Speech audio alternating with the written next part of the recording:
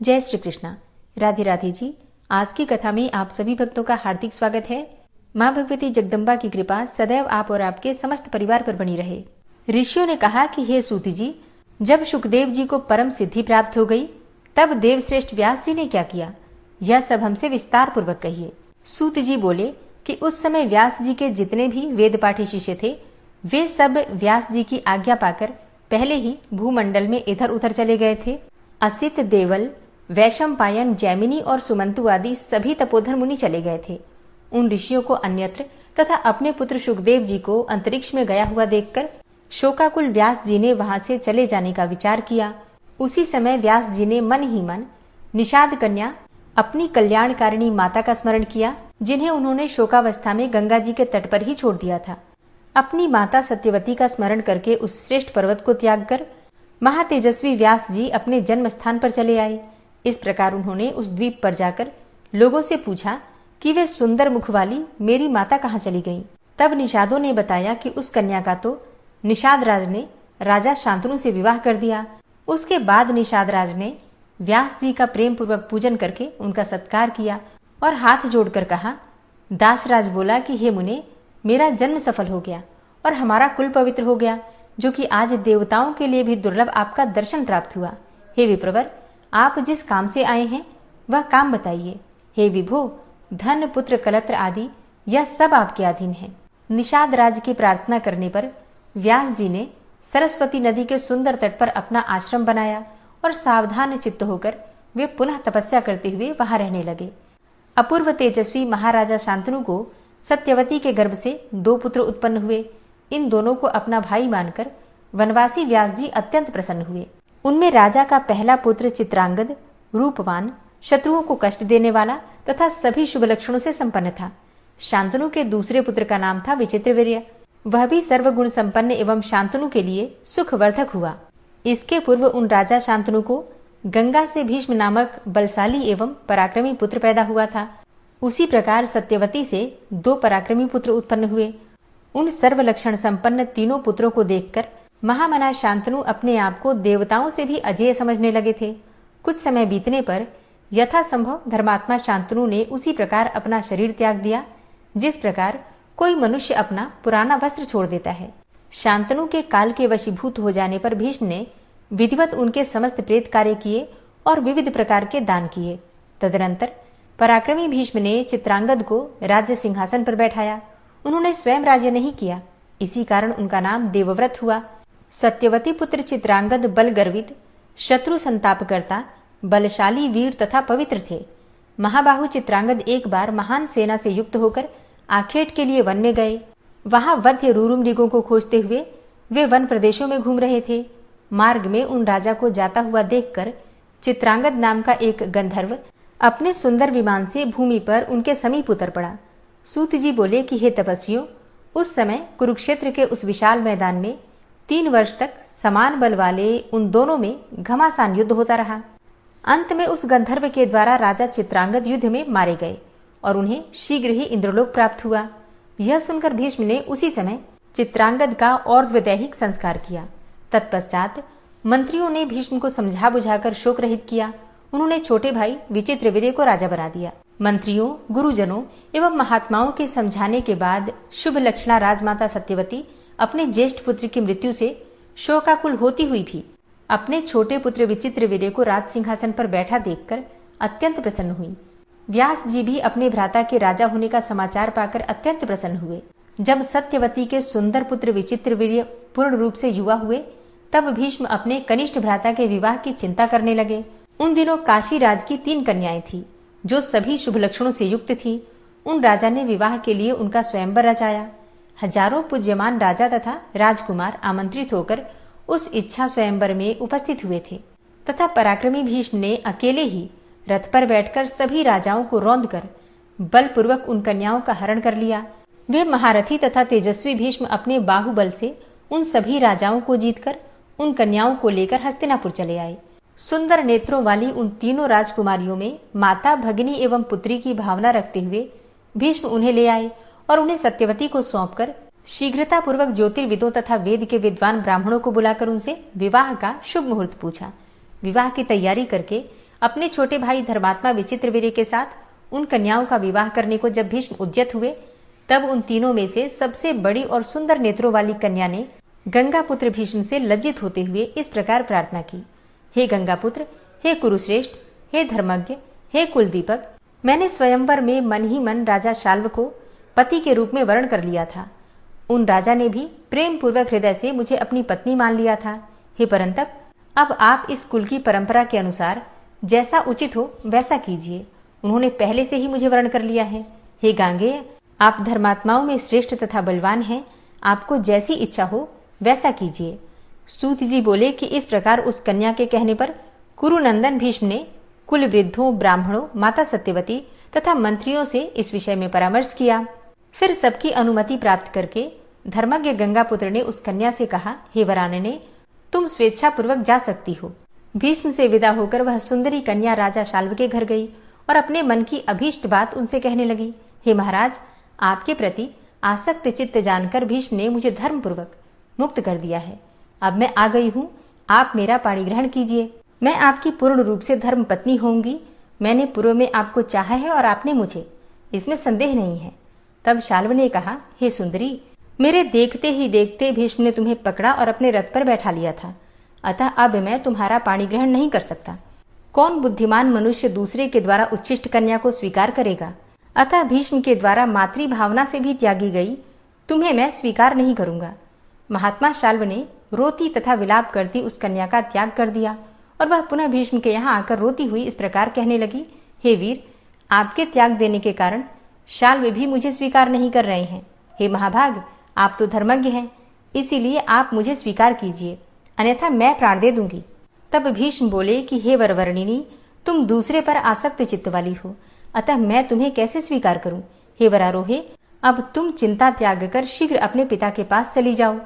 भीष्म के ऐसा कहने पर वह पिता के घर ना जाकर वन में चली गई और वहां किसी निर्जन एवं परम पवित्र तीर्थ में तप करने लगी। काशी राज की अन्य 2 रूपवती तथा कल्याणमयी कन्याएं अंबिका और अंबालिका विचित्रवीर्य की रानियां बन गई। महाबली राजा विचित्रवीर्य भी उन दोनों के साथ कभी राजभवन में और कभी उपवन में आनंद पूर्वक विहार करने लगे। इस प्रकार पूरे 9 वर्ष तक मनोहर क्रीड़ा करते हुए राजा विचित्रवीर्य राजयक्ष्मा रोग से ग्रसित हो गए और अंत में मृत्यु को प्राप्त हुए। उस समय पुत्र के मर जाने पर माता सत्यवती को बड़ा दुख हुआ और उन्होंने मंत्रियों के द्वारा पुत्र के सभी प्रेत कर्म संपन्न कराए। तत्पश्चात एक दिन अत्यंत दुखी होकर सत्यवती ने भीष्म से एकांत में कहा, हे महाभाग, हे पुत्र, अब तुम अपने पिता शांतनु का राज्य संभालो और अपनी भ्रातृ जाया को स्वीकार करो और अपने वंश की रक्षा करो, जिससे महाराज ययाति का वंश नष्ट न हो जाए। भीष्म बोले कि हे माता, अपने पिताजी के लिए मैंने जो प्रतिज्ञा की थी उसे तो आप सुन चुकी हैं, अतः मैं ना तो राज्य ग्रहण करूंगा और ना ही मैं विवाह करूंगा। सूत जी बोले कि तब सत्यवती चिंतित हो गई कि अब वंश कैसे चलेगा। अपने कर्तव्य के प्रति यदि मैं उदासीन रहूं तो अराजकता के व्याप्त होने पर मुझे सुख कैसे प्राप्त होगा। तब इस प्रकार माता को चिंतित देखकर भीष्म ने उनसे कहा, हे भामिनी, आप चिंता न करें। विचित्रवीर्य की पत्नी के गर्भ से क्षेत्रज पुत्र उत्पन्न कराइए। किसी कुलीन विद्वान ब्राह्मण को बुलाकर वधु के साथ नियोग कराइए। इसमें कोई दोष नहीं है, क्योंकि वंश रक्षा का विधान वेद में भी है। हे प्रसन्न वदने, इस प्रकार पौत्र उत्पन्न कराकर आप उसी को राज्य सौंप दीजिए। मैं उसके राज्य शासन का सम्यक संरक्षण करता रहूंगा। भीष्म की यह बात सुनकर सत्यवती ने अपनी कुमारी अवस्था में उत्पन्न अपने निर्दोष पुत्र द्वैपायन व्यास मुनि का स्मरण किया। स्मरण करते ही तपस्वी व्यास जी वहां आ पहुंचे और माता को प्रणाम करके वे तेजस्वी मुनि सामने खड़े हो गए। भीष्म ने उनकी भली भांति पूजा की और माता सत्यवती ने भी आदर किया। उस समय महातेजस्वी व्यास जी वहां इस प्रकार सुशोभित हुए मानो धूम रहित साक्षात दूसरे अग्निदेव ही हो। माता सत्यवती ने व्यास मुनि से कहा कि इस समय तुम विचित्रवीर्य के क्षेत्र में अपने तेज से सुंदर पुत्र उत्पन्न करो। माता का वचन सुनकर व्यास जी ने उसे आप्त वाक्य माना और कहा, ठीक है। कहकर वे वहां पर ठहर गए और ऋतुकाल की प्रतीक्षा करने लगे। जब अंबिका ऋतुमती होकर स्नान कर चुकी, तब उसने मुनि व्यास जी के तेज से एक पुत्र उत्पन्न किया जो महाबली और जन्मांध था। उस बालक को जन्मांध देखकर सत्यवती को बड़ा दुख हुआ। तब उन्होंने दूसरी पुत्र अंबालिका से कहा कि तुम भी शीघ्र एक पुत्र उत्पन्न करो। ऋतुकाल प्राप्त होने पर अंबालिका ने भी व्यास जी से गर्भ धारण किया। उससे उत्पन्न पुत्र भी पांडु रोग से ग्रसित होने के कारण राजा होने के योग्य नहीं था। इसीलिए माता ने वधु अंबालिका को 1 वर्ष के बाद पुनः एक पुत्र के लिए प्रेरित किया। माता सत्यवती ने मुनिश्रेष्ठ व्यास जी का आवाहन करके उनसे इसके लिए प्रार्थना की, परंतु उसने स्वयं न जाकर अपनी दासी को भेज दिया और उस दासी के गर्भ से धर्म के अंश से युक्त शुभ विदुर उत्पन्न हुए। इस प्रकार वंश की रक्षा के लिए व्यास जी ने धृतराष्ट्र आदि 3 महापराक्रमी पुत्र उत्पन्न किए। भ्रातृधर्म को जानने वाले व्यास जी ने ऐसा करके वंश की रक्षा की। हे पुण्यात्मा मुनिजनों, इस प्रकार उनकी वंश की उत्पत्ति से संबंधित समस्त कथानक मैंने आप लोगों से कह दिया। ओम नमः चंडिकायै। आज की कथा का यहीं पर समापन करती हूँ।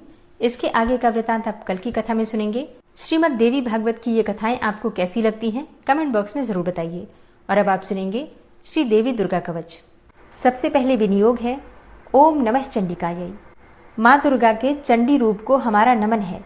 यह भगवान ब्रह्मा जी के द्वारा लिखा गया चंडी कवच है, जिसमें कुल 56 छंद हैं। चामुंडा देवता, दिग्बंध देवता, जगदम्बा माता इत्यादि का ध्यान करके हम इस दुर्गा सप्तशती के पाठ का प्रारंभ कर रहे हैं। मार्कंडेय जी पितामह ब्रह्मा जी से कह रहे हैं कि हे भगवान ब्रह्मा, जो इस विश्व में गोपनीय है वह रहस्यपूर्ण है तथा जो सभी की रक्षा करता है और हमें अधर्म से बचाता है, साथ ही जिसे आपने अभी तक किसी को दिखाया भी नहीं है, ऐसा कोई साधन या उपाय मुझे बताइए। मार्कंडेय जी के इस प्रश्न पर भगवान ब्रह्मा कहते हैं कि उस साधन का नाम तो देवी कवच ही है, जो इस विश्व में अत्यधिक गोपनीय है। वह देवी कवच सभी का कल्याण करने वाला, पवित्रता और पुण्य देने वाला है। आपको इसी का ही जाप करना चाहिए, इससे ही आपका उद्धार होगा। माँ दुर्गा की 9 मूर्तियां हैं। माँ दुर्गा का प्रथम स्वरूप है माँ शैलपुत्री, दूसरा स्वरूप है माँ ब्रह्मचारिणी, माँ दुर्गा का तीसरा स्वरूप है माँ चंद्रघंटा और चौथा स्वरूप है माँ कुष्मांडा। उनका 5वां रूप स्कंद माता का है और 6ठा रूप माँ कात्यायनी है। 7वां स्वरूप है माँ कालरात्रि का और 8वां स्वरूप माँ महागौरी के नाम से प्रसिद्ध है। माँ दुर्गा का 9वां रूप है माँ सिद्धिदात्री। यही नव दुर्गा के रूप हैं जिसे भगवान ब्रह्मा के द्वारा वेदों के माध्यम से बताया गया है। जो मनुष्य अग्नि में जल रहा हो, सभी ओर से शत्रुओं से घिर गया हो, विपरीत परिस्थितियों का सामना कर रहा हो और उस समय यदि वह माँ दुर्गा की शरण में जाता है तो उसका कभी भी बुरा नहीं हो सकता है। अर्थात माँ दुर्गा का ध्यान किए जाने पर माँ दुर्गा उसकी हर परिस्थिति में सहायता करती हैं। यदि युद्ध का समय हो और मनुष्य संकटों में घिरा हुआ हो तो भी माँ दुर्गा के प्रभाव से उसका कुछ भी बुरा नहीं होता है। माँ दुर्गा उसके दुख, पीड़ा, भय इत्यादि का नाश कर देती हैं। जो भी भक्तगण माँ दुर्गा की भक्ति करता है, माँ दुर्गा अवश्य ही उन्हें अभय दान देती हैं। जो कोई भी देवी दुर्गा का ध्यान करता है, माँ दुर्गा उसकी हर प्रकार से रक्षा करती हैं और इस बात में कोई भी संशय नहीं है। चामुंडा माता का वाहन प्रेत है और वे उस पर सवारी करती हैं। वाराही माता का वाहन भैंसा है। ऐन्द्री माता का वाहन हाथी है तो वही वैष्णवी माता का वाहन गरुण है। भगवान शिव की पत्नी व सभी की ईश्वरी माँ पार्वती का वाहन वृषभ है। कुमारी माता का वाहन मोर है। लक्ष्मी माता कमल के आसन पर विराजमान है और उन्होंने अपने हाथों में भी कमल लिया हुआ है। वे भगवान विष्णु को अत्यधिक प्रिय हैं। वृषभ पर बैठी हुई माँ पार्वती का रंग सफेद है। भगवान ब्रह्मा की पत्नी माँ ब्राह्मी या माँ सरस्वती हंस पर बैठी हुई हैं और सभी प्रकार के आभूषण पहने हुए हैं। इस प्रकार से माता रानी अपने भिन्न भिन्न रूपों में सभी तरह के योग व शक्तियों को ली हुई हैं। उन्होंने कई प्रकार के आभूषण व रत्न पहने हुए हैं जो उनकी शोभा को बढ़ा रहे हैं। माँ दुर्गा का एक रूप अत्यधिक क्रोध में रथ पर बैठा हुआ दिखाई देता है, जो दुष्टों का नाश करने के लिए है। वे अपने हाथ में शंख, सुदर्शन चक्र, गदा, हल, मूसल इत्यादि लिए हुए हैं। इसके अलावा उन्होंने अपने हाथों में खेटक, तोमर, परशु, पाश, त्रिशूल तथा उत्तम कोटि का धनुष भी लिया हुआ है। माँ दुर्गा दैत्यों, दुष्टों व राक्षसों का नाश कर देती हैं, भक्तों का कल्याण करती हैं तथा देवताओं का सदैव हित करती हैं। इसी उद्देश्य के तहत ही उन्होंने भिन्न भिन्न भांति के अस्त्र शस्त्र लिए हुए हैं। माँ दुर्गा के महारुद्र, प्रलयंकारी, पराक्रमी, महाशक्तिशाली, अत्यधिक उत्साही तथा भय का नाश कर देने वाले इस रूप को हम सभी नमस्कार करते हैं। माँ देवी के उस प्रलयंकारी रूप की ओर देखना भी बहुत मुश्किल है, जो शत्रुओं का भय बढ़ाने का कार्य करता है। पूर्व दिशा में इंद्री देवी मेरी रक्षा कीजिए। आग्नेय दिशा में अग्नि देवी मेरी रक्षा कीजिए। दक्षिण दिशा में वाराही माता, नैऋत्य कोण में खड़ग धारिणी माँ, पश्चिम दिशा में वारुणी देवी और वायव्य कोण में मृगवाहिनी देवी मेरी रक्षा कीजिए।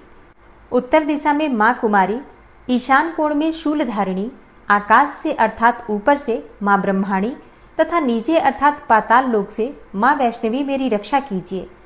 राक्षसों के शवों को अपने वाहन के रूप में उपयोग में लाने वाली माँ चामुंडा देवी, आप दशों दिशाओं से मेरी रक्षा कीजिए। आगे से माँ जया तथा पीछे से माँ विजया, आप मेरी रक्षा कीजिए।